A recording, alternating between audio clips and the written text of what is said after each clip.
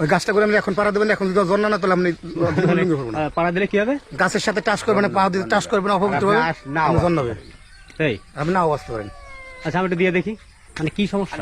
আমি করছি না না আমি বলেন ভিডিও বন্ধ করেন আপনি ভাই, আমি কামিয়ে করছি শুনুন। এই গাছের কাছে আপনারা যান না, না। মানে কি কারণে? ক্যামেরা বন্ধ করেন।